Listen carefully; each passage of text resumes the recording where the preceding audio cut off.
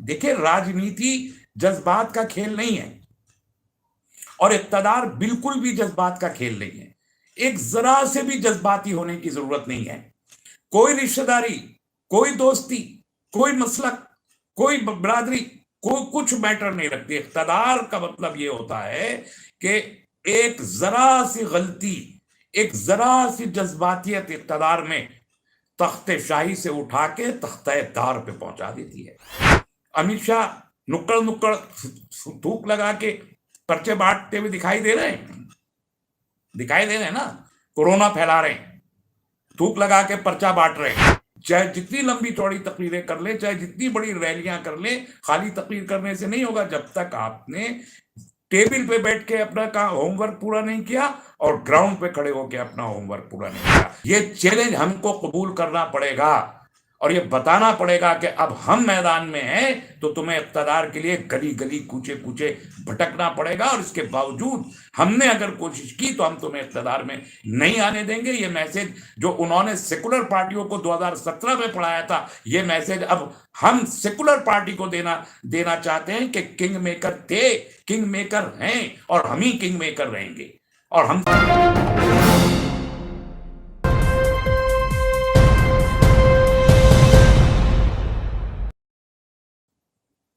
जब 2014 के इलेक्शन में या उसके इलेक्शन में जी कांग्रेस और समाजवादी पार्टी ने अलायंस किया तो बीजेपी का वोट बढ़ा, 40% तक वोट बढ़ा।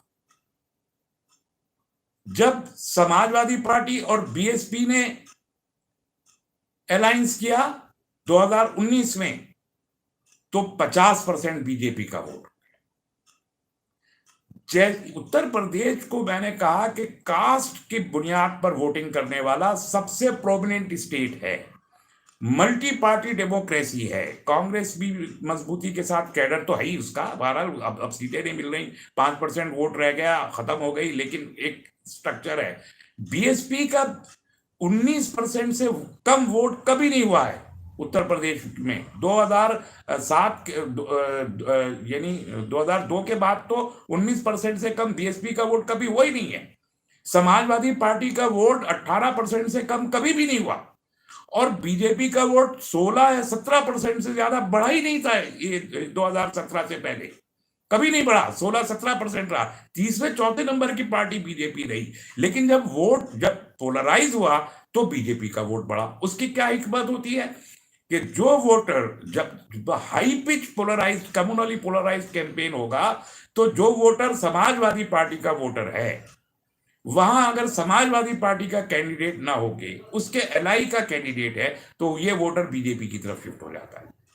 जहां बीएसपी का कैंडिडेट मौजूद है और समाजवादी का कैंडिडेट मौजूद नहीं है तो समाजवादी पार्टी का जो कैडर वोट है वो शिफ्ट हो जाएगा बीजेपी की तरफ, इसलिए बढ़ता है। और अब आप देखें कि एक बहुत ही टेक्निकल अंडरस्टैंडिंग के साथ जो कैंपेन अभी 2022 के इलेक्शन का यूपी में चल रहा है, तो एक बहुत ही अंडरस्टैंडिंग के साथ एक इंप्रेशन ये देने की कोशिश की जा रही है कि जैसे उत्तर प्रदेश में दो ही पार्टियां मुकाबले में है, बीजेपी और समाजवादी पार्टी। ये एक इंप्रेशन है जो मीडिया के थ्रू भी दिया जा रहा है, दूसरे जराए अबलाग के थ्रू भी दिया जा रहा है और एक आम आदमी का ये परसेप्शन बनाया जा रहा है कि मुकाबला समाजवादी पार्टी और बीजेपी के बीच है, यानी पोलराइजेशन हो रहा है। ये पोलराइजेशन चाहे जितना जोर लगा लें अखिलेश यादव, अगर ये पोलराइजेशन रहा तो इसका फायदा बीजेपी को होगा, यकीनी तौर पर होगा। इसलिए ये पोलराइजेशन मत होने दीजिए। बंगाल के इलेक्शन में जो पोलराइजेशन किया ममता बनर्जी और बीजेपी के बीच, उसका नतीजा क्या निकला कि कांग्रेस और सीपीएम दोनों का सफाया हो गया स्टेट की पॉलिटिक्स से। यह सफाया खतरनाक है, इसलिए कि अगर आप जहां कहीं बीजेपी का बराह रास्त मुकाबला किसी दूसरी पार्टी से होगा आज की सियासत में, वहां बीजेपी कामयाब होगी। ये पॉलिटिकल फंडा है, इसे नोट कर लीजिए, गिरा में बांध के रख लीजिए।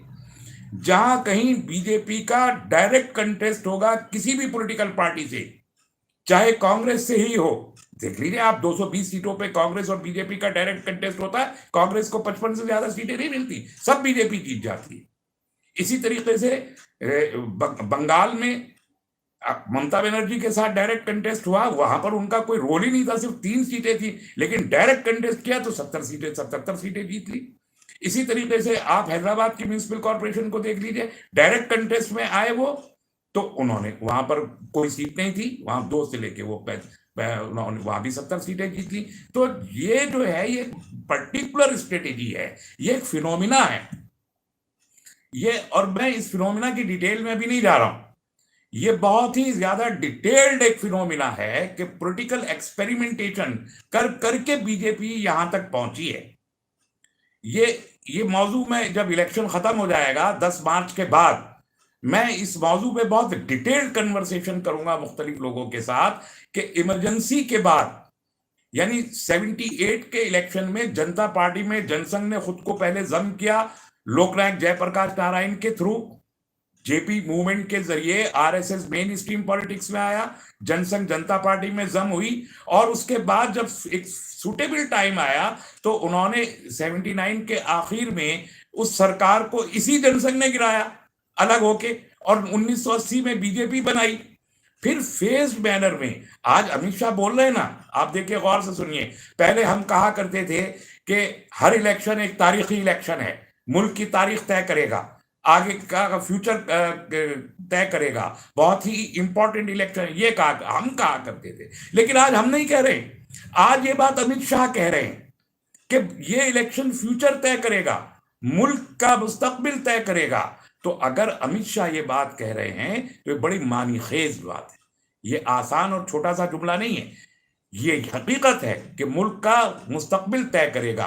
और अमित शाह जब ये बात कह रहे हैं तो सन 80 से लेके अब तक जितने इलेक्शन हुए, चाहे वो स्टेट के अंदर हुए हों, रियासती इलेक्शन हो असेंबलियों के, या वो लोकसभा के इलेक्शन हो, जितने इलेक्शन हुए हर इलेक्शन में बीजेपी बल्कि आरएसएस ने एक तजुर्बा किया है, एक इलेक्टोरल एक्सपेरिमेंट किया है, और उस एक्सपेरिमेंट के जरिए अपने बेस को उन्होंने कंसोलिडेट किया है। तो बतदरीज पिछले 40-42 साल में जो पॉलिटिकल जो इलेक्टोरल एक्सपेरिमेंटेशन है, जो चुनावी जो ये है हमारे तजुर्बे हैं, ये एक एक करके तजुर्बा करते हुए आज वो इस जगह पर हैं कि वेयर एवर, जहां कहीं वो पोलराइज कर देंगे वहां वो जीत जाएंगे। इसलिए फ्रैक्चर्ड रखना वोट का बहुत जरूरी है, क्योंकि फ्रैक्चर्ड वोट में जो वोट बीजेपी को जाने वाला एक फेंस सिटिंग वोट होता है, जो किनारे पे बैठा होता है, मार्जिन पे बैठा होता है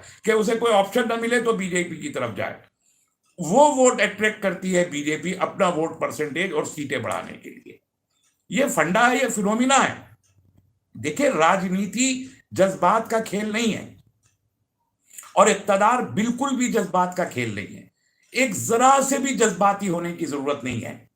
कोई रिश्तेदारी, कोई दोस्ती, कोई मसलक, कोई बरादरी, कोई कुछ मैटर नहीं रखती। इक्तदार का मतलब यह होता है कि एक जरा सी गलती, एक जरा सी जज्बातियत इक्तदार में तख्ते शाही से उठा के तख्ते दार पे पहुंचा देती है। इक्तदार का यह मतलब होता है। और यहां इक्तदार हमारे मुल्क में जमहूरियत के जरिए इक्तदार हासिल होता है, और जमहूरियत का टूल इंतखाब है, और इंतखाबी सियासत साइंस है। ये समझ लीजिए, ये एक साइंस है, और बहुत ही मुश्किल साइंस है, आसान साइंस नहीं है ये कोई खाली बैठे हुए लोगों का काम नहीं है, ये पार्ट टाइम जॉब नहीं है, ये तफन्नुन तबाह की कोई चीज नहीं है, ये कोई मुशायरा नहीं है कि आप जाके बैठिए मुशायरे में वाह वाह करके चले आए। ये कोई एक ऐसा भी नहीं कि खाली एक वोट डालिए और चले आइए। Politics is complete science.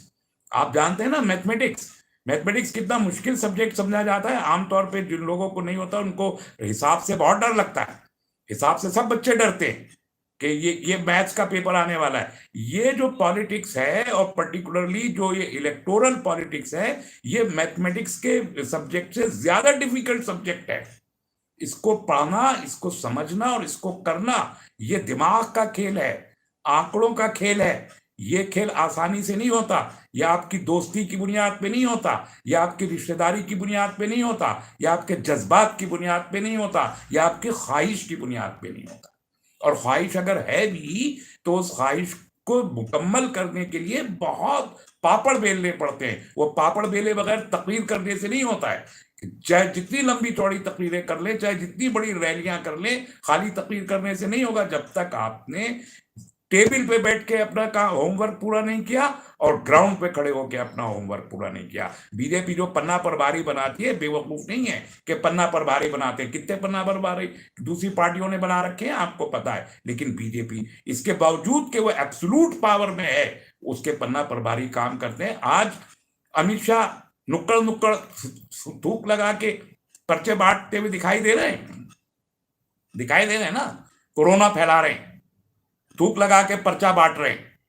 ये जो गली गली घूम रहा है मुल्क का वजीर दाखिला, यूपी में गली गली घूम रहा है। क्यों घूम रहा है? इसलिए कि नंबर एक तो उन्हें यह दिखाई दे गया है कि यूपी की सत्ता फिसल रही है बड़ी तेजी के साथ। ये दिखाई दे रहा है, उनको भी दिखाई दे रहा है, और उसे बचाने की आखिरी कोशिश वो कर रहे हैं। तो आखिरी कोशिश वो कर रहे हैं, तो हमें क्या करना है? हम भी तो कोई कोशिश करेंगे या नहीं करेंगे? हम खाली बैठ के सिर्फ तमाशा देखेंगे? ये नहीं हो सकता। और अगर ये होगा तो फिर 313 वाली सीट की सिचुएशन है। तो वो अगर ये साबित कर रहे हैं कि हम 313 सीटें ले सकते हैं कम्युनिटी को मार्जिनलाइज करके दीवार पे लगा के, तो ये चैलेंज हमारे लिए है, चैलेंज है हमारे लिए कि हम उनको जवाब दें कि भाई साहब, हम मैदान में नहीं थे इसलिए 313 सीटें जीती हैं, हम मैदान में आएंगे तो इक़्तिदार को तरसा देंगे। ये चैलेंज हमको कबूल करना पड़ेगा और ये बताना पड़ेगा कि अब हम मैदान में हैं तो तुम्हें इक़्तिदार के लिए गली गली कूचे कूचे भटकना पड़ेगा, और इसके बावजूद हमने अगर कोशिश की तो हम तुम्हें इक़्तिदार में नहीं आने देंगे। ये मैसेज जो उन्होंने सेकुलर पार्टियों को 2017 में पढ़ाया था, ये मैसेज अब हम सेकुलर पार्टी को देना चाहते हैं कि किंग मेकर थे, किंग मेकर हैं, और हम ही किंग मेकर रहेंगे। और हमसे बात के बगैर इक़्तिदार में जाना किसी के लिए भी आसान नहीं है, टेढ़ी खीर साबित होगा। ये बात समझाना उत्तर प्रदेश की तमाम सेकुलर पार्टियों के लिए ये बहुत जरूरी है। तो इसलिए हम ये बार बार कह रहे हैं कि ये एक हंग असेंबली की तरफ हमको जाना है।